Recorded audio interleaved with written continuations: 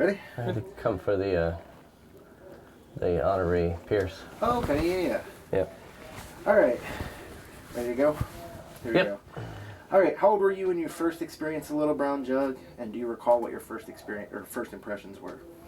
Yeah, I was 12 years old, turning 13, and I'd never seen nothing like it. It was pretty exciting, pretty thrilling, and the whole place was just kind of mind-blowing for me.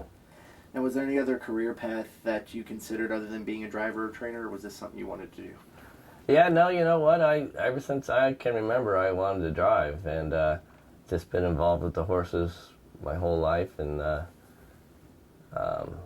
when I got old enough to get my license, I started. Okay. How old were you when you first drove at the Jug, and do you have any specific memories of that day? Yeah, I drove here when I was probably like 14 in a matinee, and I can't like remember the horse, and I don't think he did that well. But I was like, I finally got on the track here, you know. So, but yeah, I was pretty pumped. In 2003, you won the Jug and Triple Crown with no pun intended. Talk to us a little bit about that race and what winning that Triple Crown meant to you. Oh well, it was it was an awesome feeling, you know. It all started about 2 weeks out. He won the cane there at Freehold, and he beat the horses that was like the favorites at the time. And I told the owner, it was Bob Glazier. I said we're going to win the Jug, and to come here and do it, you know what? It was a high that I had never felt. It lasted a couple 3 weeks. Who would you say are some of the most important people who kind of helped make this race what it is today, if anybody? Well, I wouldn't say it's just one person. I mean, you know, the state of Ohio and you know, the Jug, they've kind of been proud of it, and you know what, they worked very hard and put up a lot of money to get the best horses here, and you know, people here in Ohio really do appreciate racing. They love seeing the good horses and the top drivers and the top horses, and you know, it's just kind of escalated into what it is today. That kind of leads into the next question. What do you think makes the Little Brown Jug so special versus other events?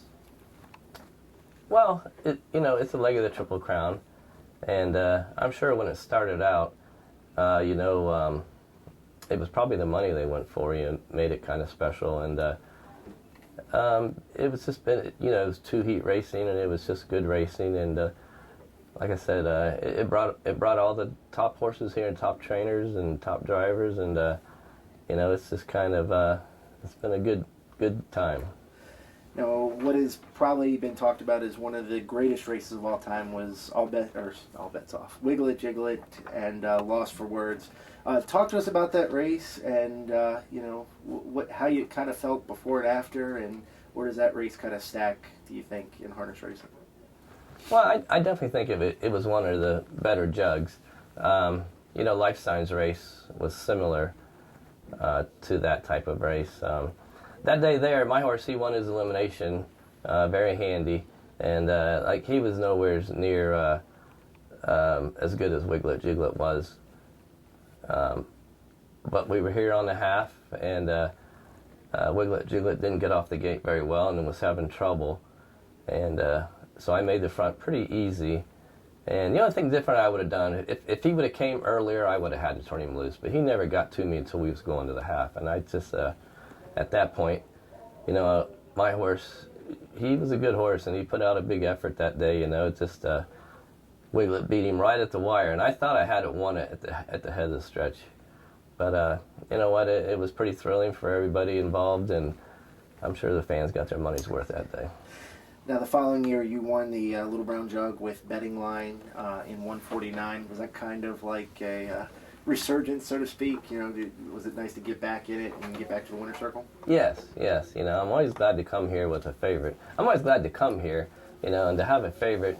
You know, it's just it's you know, it's something I look forward to all year. You know, and to come here knowing that, you know, I got a shot at winning it again. You know, it just makes it much more exciting. You know, Yeah, winning with him was a great feeling. He had dominated all year long, and it was just kind of another feather in his cap. And I was a big fan of him. He was a good horse. I mean, he went on all size tracks, all different ways. I mean, he was just a very tough horse. What traditions connected to the race are ones maybe you think should never be changed? What should be kept the same, if any?